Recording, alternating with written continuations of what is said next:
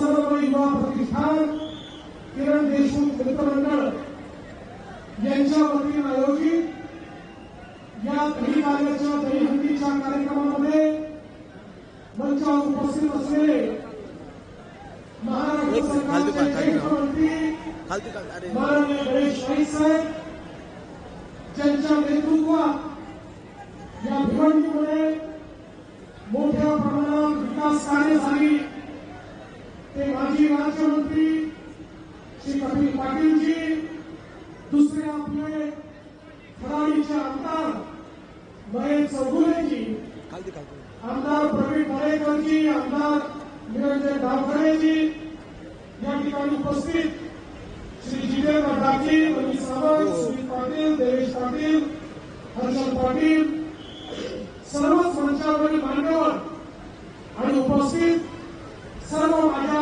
गोविंदा भगिनी आणि बंधूंनो, खरं म्हणजे मी जेव्हा जेव्हा दहीहंडी करता भिवंडीत येतो तेव्हा तेव्हा वरुण राजाला सोबत घेऊन येतो. याचं कारण काय? माझं नाव देवेंद्र आहे आणि देवेंद्र हा पाऊस घेऊन येत असतो. मला आज आमच्या पत्रकारांनी विचारलं की मुंबईपासून भिवंडीपर्यंत सगळीकडे प्रचंड मोठा पाऊस आहे, त्यामुळे दहीहंडीचं काय होणार? मी सांगितलं आहे पावसामध्ये इतका दम नाही की आमच्या गोविंदांना तो थांबवू शकेल. आमच्या गोविंदांचा उत्साह हा प्रत्यक्ष प्रभू श्रीकृष्णाचा उत्साह आहे, त्यामुळे वरुण राजा देखील तो थांबवू शकत नाही.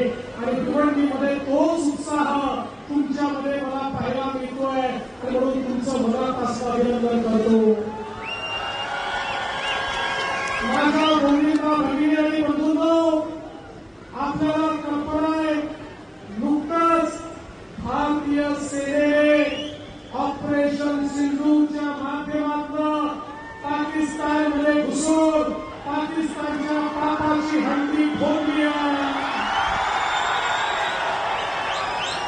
आणि आता मोदीजींच्या नेतृत्वात विकासाची हंडी उंच आणि उंच चाललेली आहे आणि विकासाचे मनोरे लावून त्या हंडीतलं लोणी हे शेवटच्या माणसापर्यंत घेऊन जाण्याचा निर्धार आपण सगळ्यांनी या ठिकाणी व्यक्त केला आहे.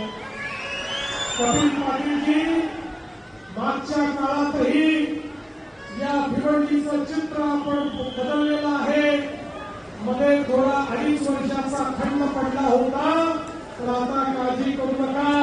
आता पुन्हा एकदा महेशराव चिंता करू नका, भिवंडीचं पूर्ण चित्र बदलण्याचं काम आपलं सरकार करून दाखवेल. आणि भिवंडी एक आधुनिक शहर म्हणून या ठिकाणी तयार करण्याचं काम हे निश्चितपणे आम्ही करून दाखवू. तुम्ही गोविंदा पथकाचे मनोरे रचा, तुमच्या सोबत विकासाचे मनोरे आम्ही रचून दाखवू हा विश्वास मी व्यक्त करतो. पुन्हा एकदा तुम्हाला मनापासून शुभेच्छा देतो.